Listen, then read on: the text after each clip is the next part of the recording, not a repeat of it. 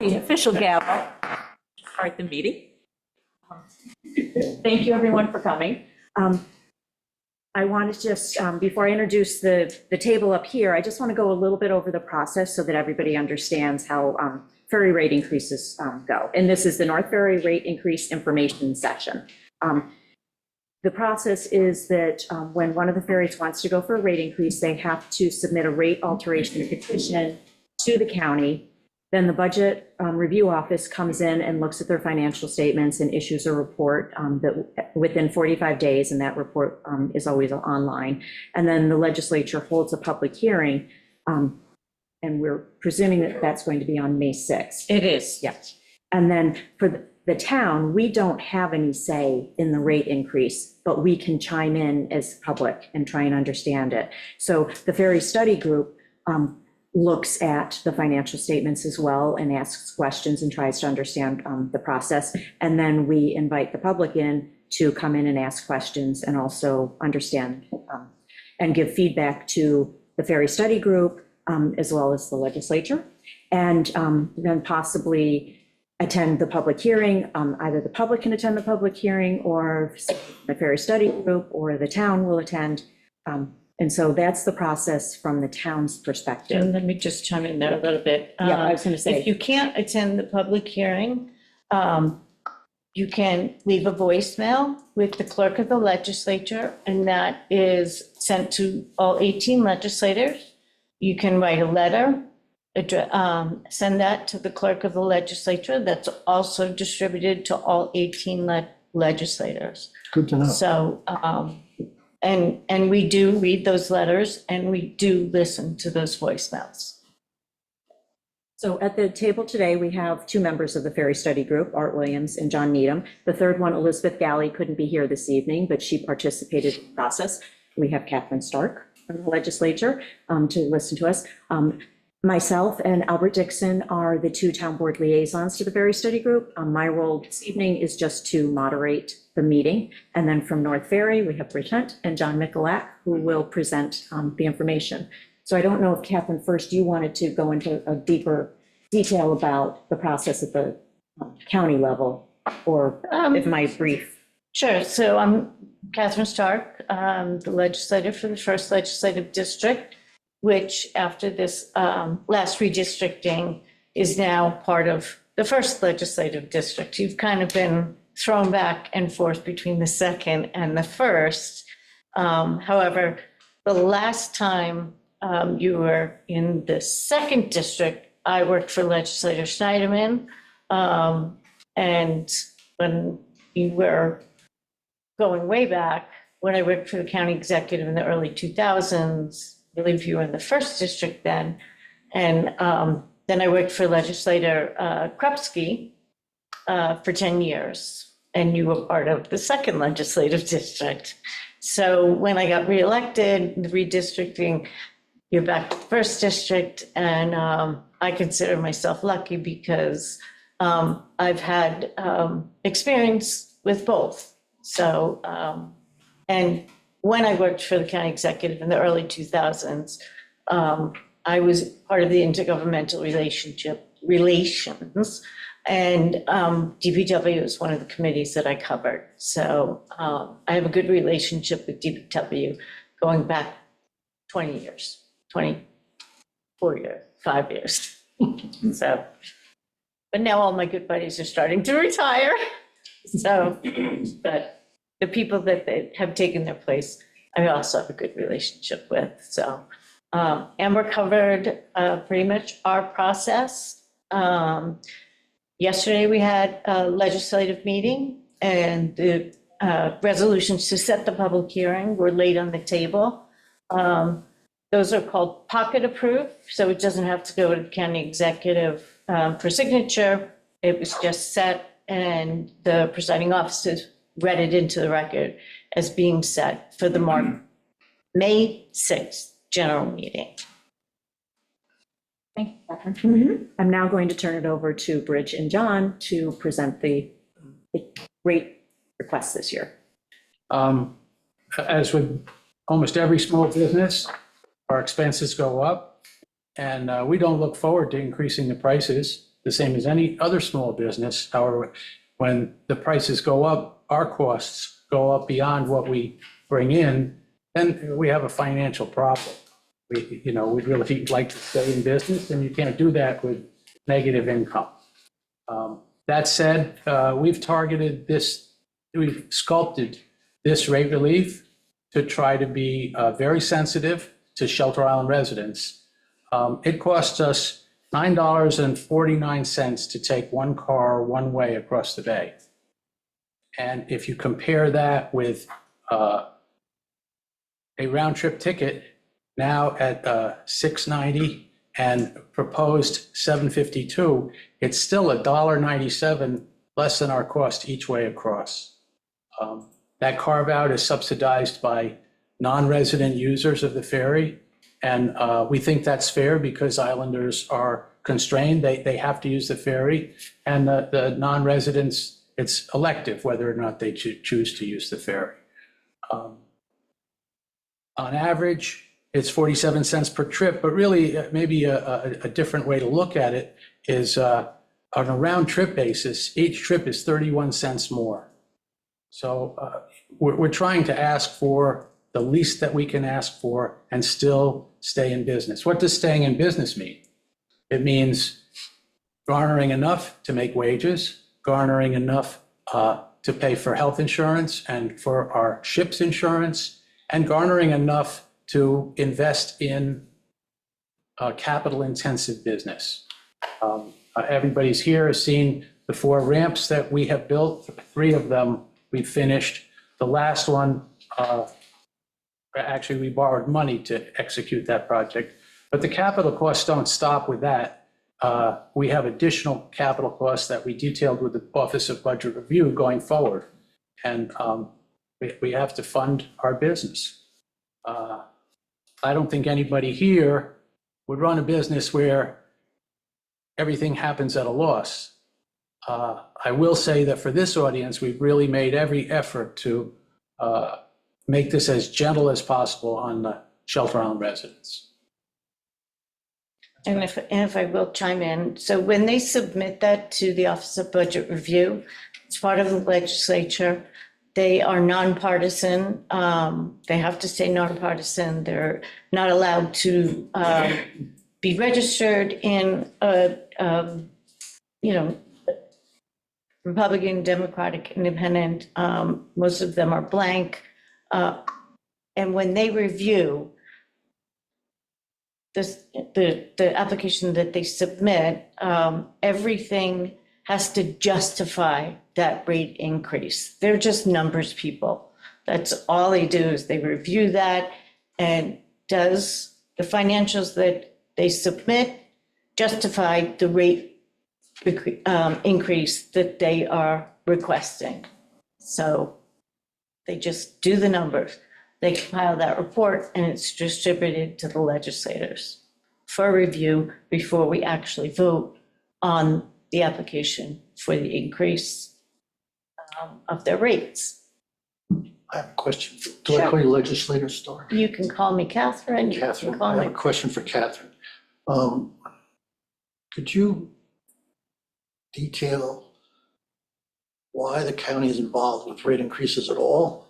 Sure. And how many other companies, what other companies are involved, ferry companies? So the county has jurisdiction over all the waterways within the boundaries of Suffolk County. Mhm. So that includes all the ferries over to Fire Island, on the South Fork.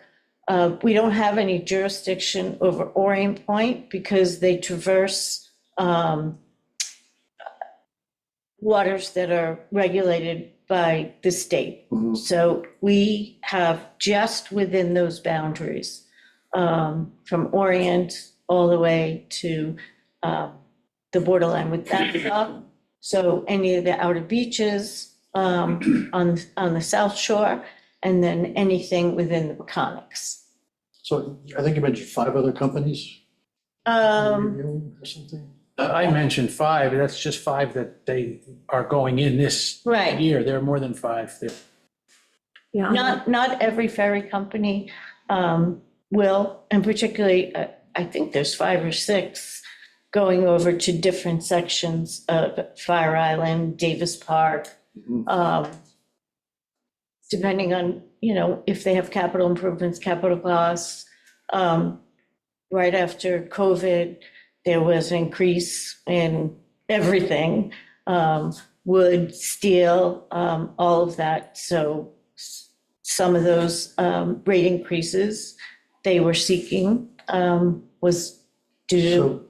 So, excuse me, so this process isn't unique to Shelter Island? No. It's universal in Suffolk No. County? No, and the North Ferry, the South Ferry is having their public hearing on May 6th as well. We just had a public hearing for one of the water taxis that goes over to Fire Island. So that, we'll be reviewing that at the next cycle, for the May 6th cycle. Standard business. It's what? Standard business It's standard business, yes. for you. Mm-hmm. Thank you. And since Catherine brought up that South Ferry is going for a rate increase, tonight is strictly about North Ferry's rate increase, but we will be having a public hearing, I believe, let me just bring up the calendar. I'm in the process of getting everyone's input onto when we can schedule that. Tentatively, let me just look at my, You do need. Yeah, I was gonna say, yes. Didn't answer my do yet. yeah, I think the most likely night is also going to be on a Wednesday evening at 7 o'clock here. And April 30th would be the day for that, just so everyone can put that into their calendars. But we were going to publish that and post it on our website as soon as we had buttoned down the date. I am free that evening, so Okay, good. I'll answer the doodle and Okay, that works for me. thank you. Mhm. Any other comments from the table before I open it up to the public? We can find out what people Yeah. want. Okay, all right. I'm going to start with the in-person audience. Anyone who wishes to come up and speak, ask questions? Yes, please. Yeah, because that way you're closer to the microphone and people on Zoom and the recordings can be. My name is Gina Kraus. I understand that you're trying to be sensitive to residents, but I think really you need to take a good hard look at your resident rates. There are families that are doing commuter tickets and taking their children to therapies and doctor's appointments in addition every week. And those little increases are huge for our young families who are trying to live on Shelter Island. I'm looking at your rate increase for trucks. If you look at your ferry line every morning going back to 7-Eleven, it's mostly trucks, and those trucks are coming through North Ferry and then go right to South Ferry and go to East Hampton and Montauk. So they're not dropping money on Shelter Island, they're not stopping here, they're using it as a passageway, and you've increased $1 for a single axle truck, $2 for a multi-axle truck. So you might want to give a little bit more of an increase there and take a look at your residents who really, every penny counts for our residents. We travel not only for work, but we're traveling for dentists, Little League and everything else. And those pennies, that 62 cents adds up. So you might want to take a look at some of your other rates. Motorcycles, multi-axle trucks per foot did not rise. Construction trailers did not rise. Dump didn't rise, and I'm not quite sure why, but I would imagine that those are the trucks that can handle more of because those are companies that are paying for that. Well, we've done some research, and there may be some trucks that go to the South Fork, but the bulk do come to Shelter Island. And one of the reasons that we did not go ask for a larger increase on the trucks is a sensitivity to Shelter Island residents. Because every truck rate that comes here to drop off an appliance, they charge the ferry fare to each home that gets the appliance. When anything that we use, buy on Shelter Island, of course, it comes across the ferry on these trucks. And if we were to raise those trucks significantly, we raise those trucks in the same rough percentage as the residents, but not, as you pointed out, very much, because we listened 2 years ago. somebody appealed to us saying, don't go up on the trucks because it impacts the price of local goods. So was the thinking behind making that the same percentage rate. I will say, though, the largest increase is the non-resident round trip and the non-resident one-way.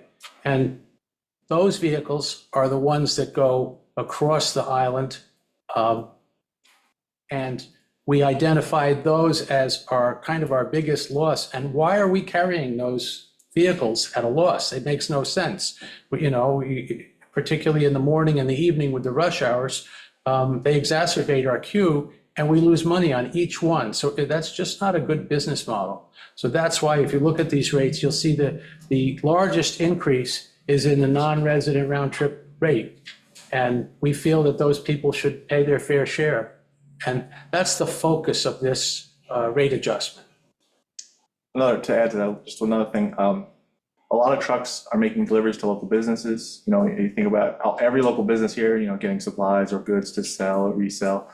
Also, some local businesses have trucks that are going off on to do work or to pick up supplies and things. And that's another way that the truck rate also affects the residents. So, those rates are significantly higher. And that's one of the rates that offsets the reason that we can make the resident rate so low is already with those trucks. And if we, every dollar we go up on the trucks, it really does also affect the islanders. And a lot of it in deliveries, if you get something from Home Depot, you'll see a delivery fee that they charge you. That's going to happen. And that just increases with that rate too. It just gives you an idea of how we've been thinking about structuring this increase. In the end, we just have asked for what we need to keep going and to be a viable business. That there's a lot of capital tied up in this business, and it should at least make the interest make enough money that would be comparable to if that money was just in a savings account. It's really a ridiculous business to be in. We do it because we love the island, and we're trying to make it as economical as possible.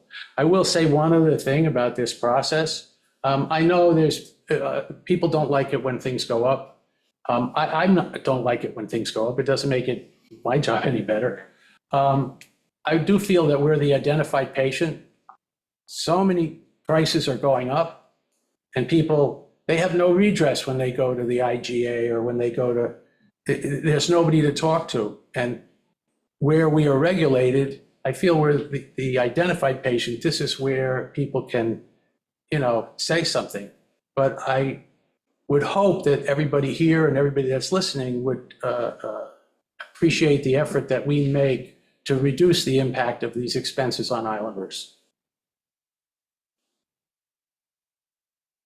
Anyone else who would like to speak?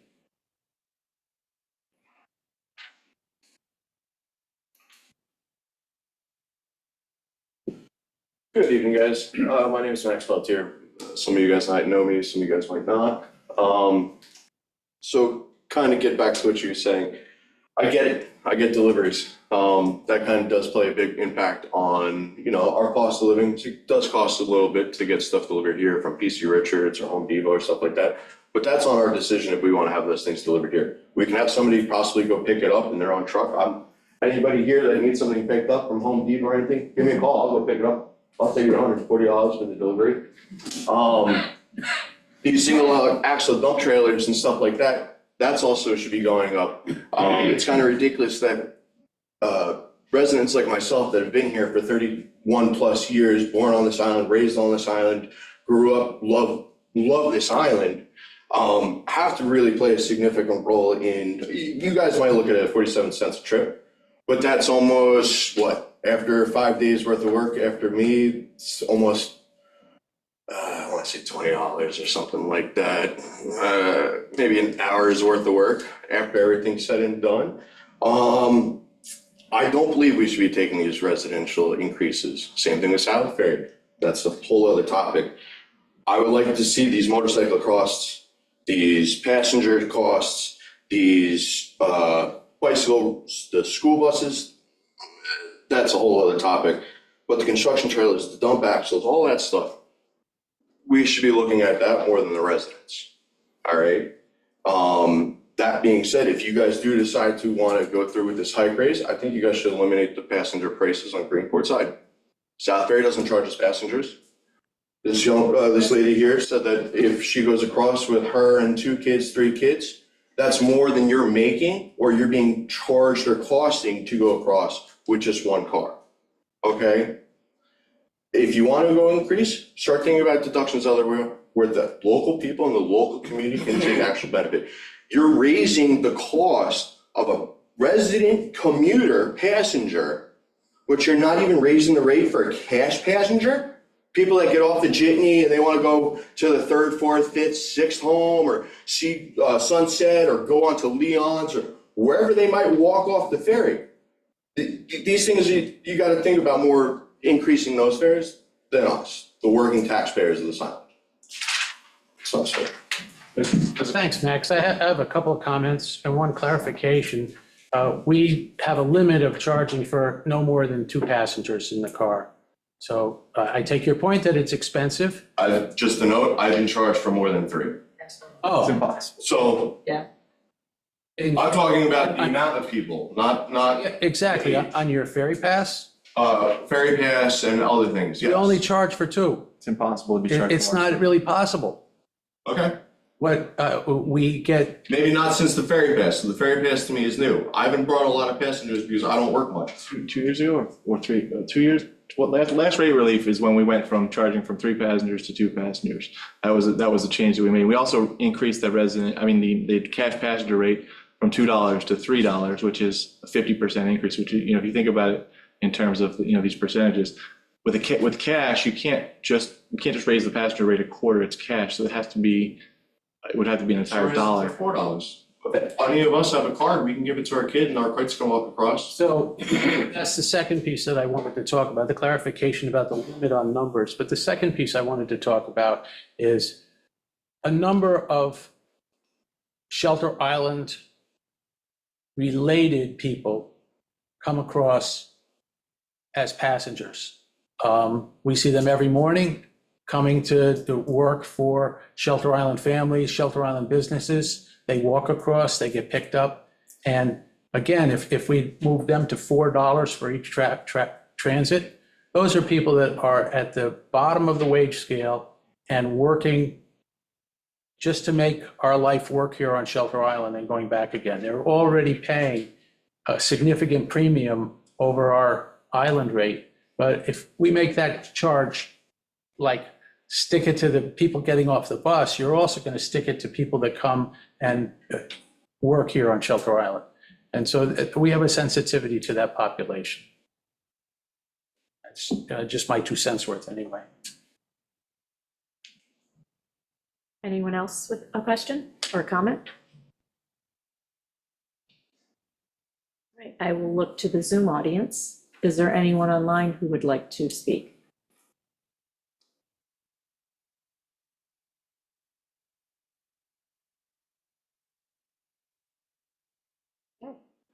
I do have a question. If for some reason this, the legislature looks at this and says, yeah, we're listening to the public, we think that maybe some of these other rates should go up and bring down resident rates or however they decide, can they make modifications or how does that process work? No. That would be our basic train wreck.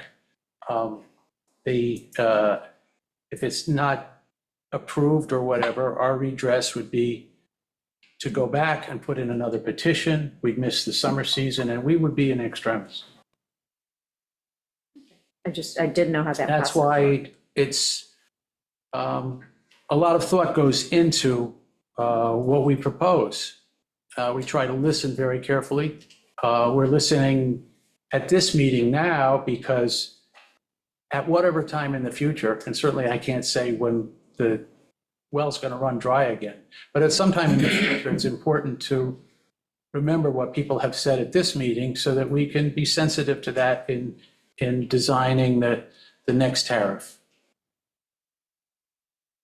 And That's why we're here. and members of the legislature, Oh, wrong word. Our rates. Too soon. So, Go ahead. so members of the legislature can't dictate to the ferry company how they should change their rates. We look to VRO to confirm to us that the rate increase, rate relief that they request matches their costs, and we look to the budget review. We certainly listen to the public when they come to the public hearing, and then we defer those questions to the ferry company. We can't say, well, we don't like what the gentleman just requested.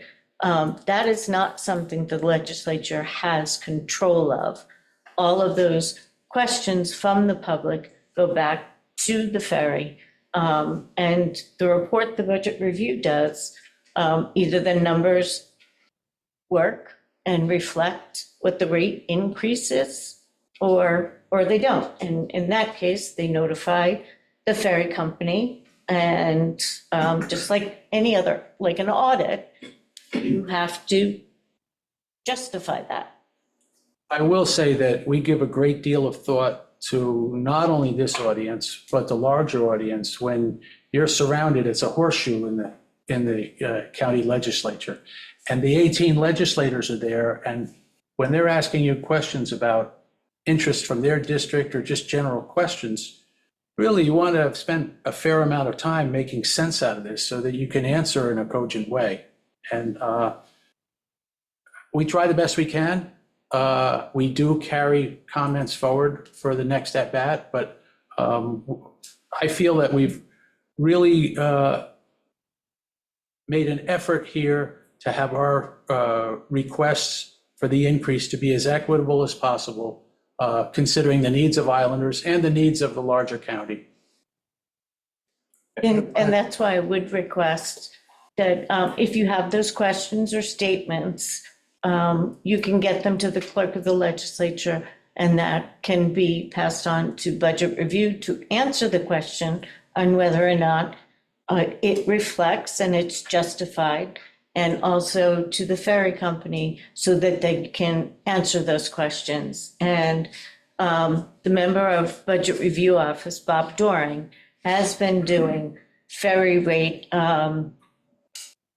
studies for the county for probably a good 20 years. So it's not a newbie. He's been there for quite some time. And I, for one, trust his review. He's very good at numbers. I don't pretend to be an auditor or understand that, but he's always quick to answer any questions I have. And any questions that you may have, I can pass that on to him for an answer. I have a question and a comment. Question. What's your thinking about whether this is going to be a good carry for a year or 2 years? Well, we hope it'll carry us as long as it can. It's obviously all based on everything else in the world. There's a big picture going on. We really can't predict what, in the past 6 years, the cost of steel has basically doubled. So what does that mean for the next 2, 3, 4, 5 years? We really don't know. When we plan, we're looking at, the further out you get in planning. I mean, you're a business guy, the further out you look, the fuzzier it gets, right? So, we're looking at, right now, we're looking at getting through the next 2 years, in a good way and beyond, but, there's a lot that can happen in that time. When we got to Menhaden, we bought a spare engine for a little north of $80,000. 85,000. Add in a gear for another 30 at that time. So that would have been roughly $110,000. We just got a quote for an engine and gear for $222,000. And we had a recent, because of our financing activities, we had a recent appraisal, and the estimated cost of replacement was over double what we paid for a boat 6 years ago. We're a little nervous right now because there is so much economic uncertainty. And in our business, getting the rate relief now we're trying to get through the next couple of years. If there's some kind of economic train wreck, and then people say, oh, well, I don't want to do this addition. I don't want to add on to my house. I don't need this new kitchen and this and that. I don't want to spend any money traveling, or, those things can be difficult to manage with rates that are set in the past. When the economic downturn of 2008 happened, we were very stressed. So I don't want to be flip in saying that, that we didn't ask for enough, but we are cautious about trying to have enough in our fare structure so that we can weather these uncertainties without being in a real jam. We don't have the ability to raise our price because something goes up. We have to be part of this cycle. So if there's a huge increase in fuel, if fuel doubles, we don't have any way to pass that on to our customers. That just comes out of our, hopefully we have money in the bank account. And so there's a concern there about being properly prepared to run our business and provide the service that we want to provide for Shelter Island. We're in two businesses. We're in the transportation business, and we're in the hospitality and culture business. And we want to do really well at both of those businesses. And in order to do that, we just need to take in enough in revenue to accomplish those goals. That's why we're here. So I got a comment, this for the audience, I think. So I've been on this study group for pretty long. I don't know how long. Going back to Jim Dart, he drafted me. I was sitting out there and he says, we've got an opening here. John, come on, sit here. So anyhow, I've been part of this process through a number of rate increases. And one comment I want to make is that the BRO, the budget review, looks at the financial statements in great detail. This is my understanding. The North Ferry Company, both ferry companies have been very forthcoming in answering the questions that the study group has. So we go in with them, and, with the question and answer Q&A before this happens here, this other Q&A with all of you. And I got to say, what I come away with after many, many years is that, and I'm not blowing smoke up your butt, but I think we are fortunate to have people like Bridgeford and John, who are residents of the island, who understand, how this island works and what does work and what doesn't work. In my mind, I start thinking, well, what if the property owners sold the ferry company to the Cross Sound Ferry Company? What would this meeting look like? It wouldn't look anything like this. They'd be looking for a return on their investment like any other business, which is substantial. And I don't see that. I've never seen that. Never got that feeling that's what the North Ferry was trying to do. My feeling has been that they're trying to cover their costs and provide a service that's valuable to everybody that lives here. So I just wanted to put that out there as background that I can bring to this. Thanks, John. It's true. That's Okay, that. In our discussions, Bridge and John, and in support of what John just said, no one's getting particularly rich over this at all. And I don't mind, I hope you don't mind if I disclose the dividend. It's roughly 130,000, as I recall. And that's the economic reward to the Property Owners Corporation of the Heights for doing this. This isn't easy.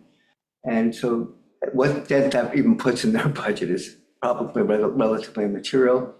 And of course, the rent that they receive on the property, as I think I understood it, maybe correct me if I'm wrong now, is based on the MTA rent structure. So in a sense, I didn't study it, but I could imagine that it's at least a good baseline and reasonably fair, unless the MTA is ripping off. So, the other aspect of it is there's no motive to make this happen. In a sense, you're really just carrying on business at cost plus, and that plus ain't a whole hell of a lot, from what I can tell. That's been my experience as well. However, we haven't really spoken about how you're trying to decrease costs. If there aren't any other questions about the rate increases, I thought I would ask you to just speak a little about the project that's going on in Greenport that we all notice when we go off island and come back. So that project is a public-private partnership. Every ferry company in the United States is allocated certain funds by the federal government, at least up until now. And they have to be public entities to be able to receive those funds. So there's this collection of money that we can't use for our business directly.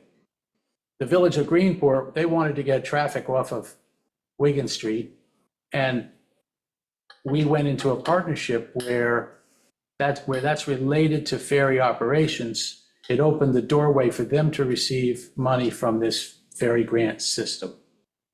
They designed that project.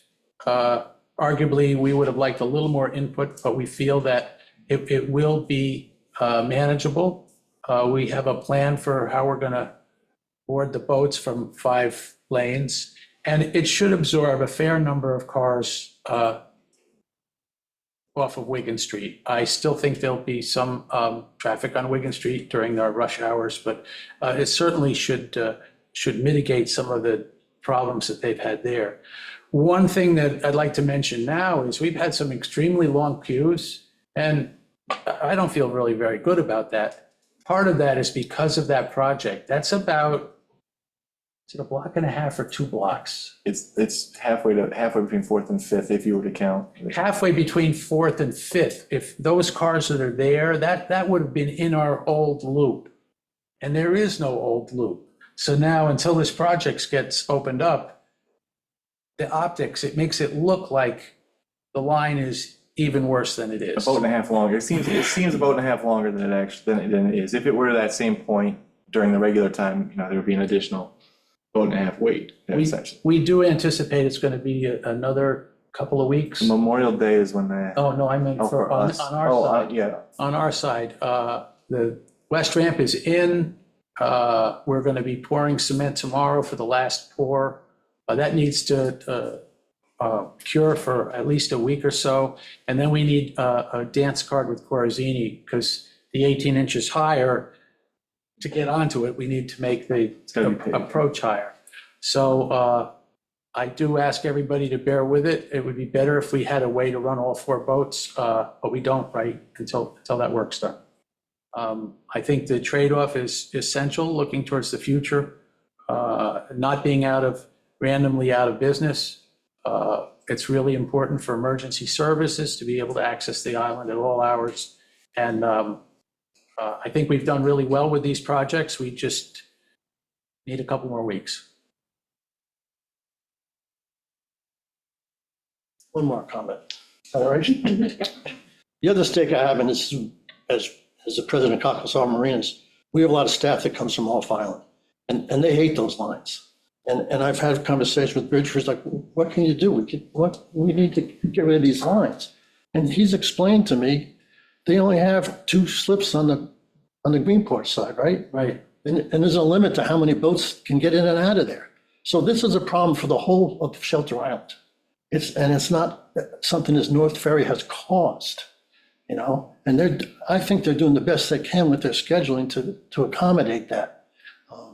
But it's a big problem. It's a big problem, and North Ferry isn't causing it. We are hoping to address that by increasing the fare of the non-resident, eliminating the 5- and 6-day commuter tickets and increasing the fare for the non-resident round trips. We think that almost 50% of our morning and afternoon rush are people that are cutting across the island. And some people will pay more. Well, that's good. That's revenue that will help offset resident fares. And the people that decide economically, well, it's not worth it to me, because a lot of them are coming from the South Fork and using us as a runaround for the South Fork traffic mess. And so if some people decide, oh, this has just gotten to be too much, we're not going to do it, I think that's actually a plus, because then we'll be able to provide better service. I really want you to be able to drive down to the boat and get across to the other side. That's the goal. Related to that, apparently, unverified, they're supposed to be paving on Noyak Road, 14th, 15th, and 16th, which, There is paving. yeah, That's so where we you started. can imagine those days are gonna be, you know, you gotta be patient because that's gonna be brutal for us. If there's something on the South Fork, it's an unfixable problem. When there was that one blockage, how many UPS trucks do we have? 47 UPS trucks came over Shelter Island when they couldn't get to the South Fork anyway. Yeah, so that's not really great for us. It's more like living in New Jersey and commuting to New York and something happens and it takes forever. And we're not used to that kind of a thing, but it does happen. We do try to be responsive if there's a South Fork event.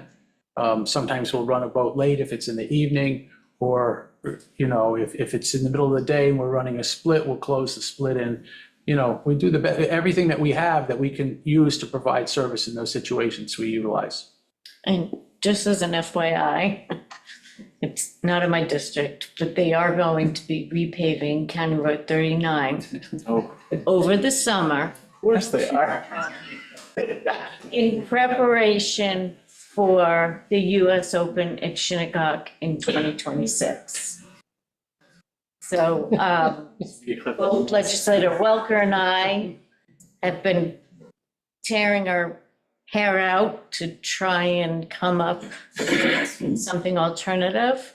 I do believe we've been successful for them to do the work in the evening as opposed to during the day. And there really is, there's no good time to do it during the day because, excuse me, the trade parade starts early and earlier every year, both going in and coming back. So really, I believe, because I worked for Legislator Steineman in Sag Harbor when they were widening County Road 39. So I've experienced it. A friend of mine lived in Hampton Bays and worked at the Ross School. And she used to laughingly call me because she was taking that, they did a short commuter train while they were doing that from Hampton Bays out to Southampton, East Hampton. She said, ha, I see you. I see you sitting in the traffic. So that's coming. We are really hoping that we're successful in not just encouraging, we're demanding that they do the work at night. So There's hope. there is, well, it has to be done. And my feeling is it does cost more, but that you just can't do it during the day. You just can't. Because more people will start coming to Greenport to take the ferry across the island to avoid that. So, but if we can get, we are gonna get them to do it at night. Good. Thank you, that will Yeah, save the that day. will help. But for those other days, it's gonna be what it is. There may be sometimes that there may be portions that they have to do during the day for whatever reason that may be. But for the rest of the work, which will include drainage and other things, and they have those big lights. I don't know if anybody has traveled on the expressway with the work that they're doing, you wouldn't know it was during the day. So they have the ability. So we're insisting that that work be done at night, when hopefully we're all home. Thank you. Sure. Come on up.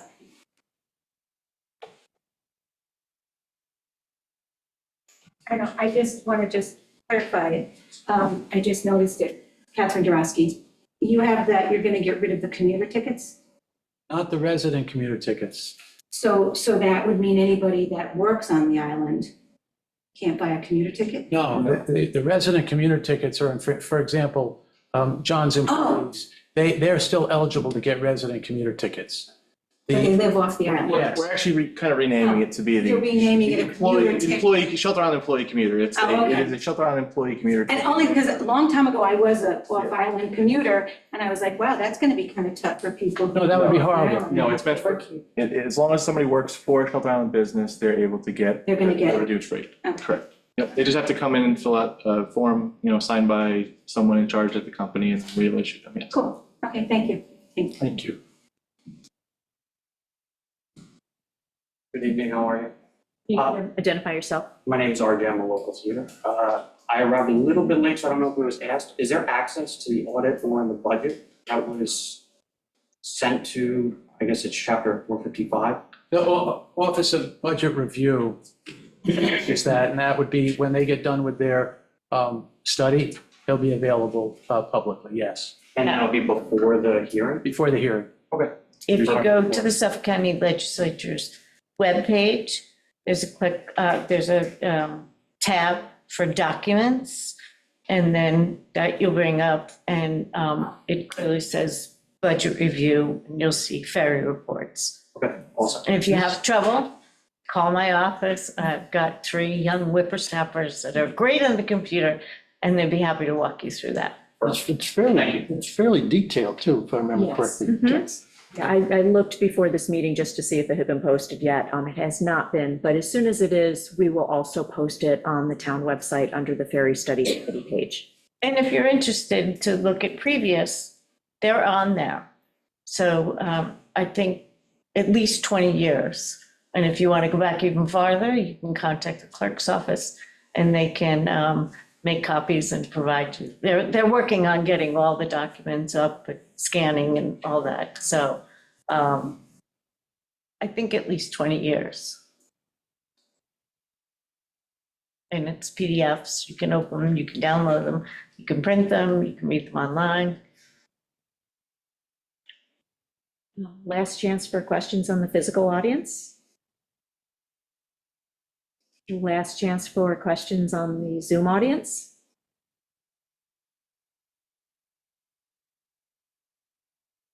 Okay. Thank you very much for coming in and allowing us to have this session for the public. Thank you for hosting us. And thank you to the Ferry Study Group for the work that you've all put in so far. Thank you for coming and listening to everybody today. So, thank you. Meeting closed.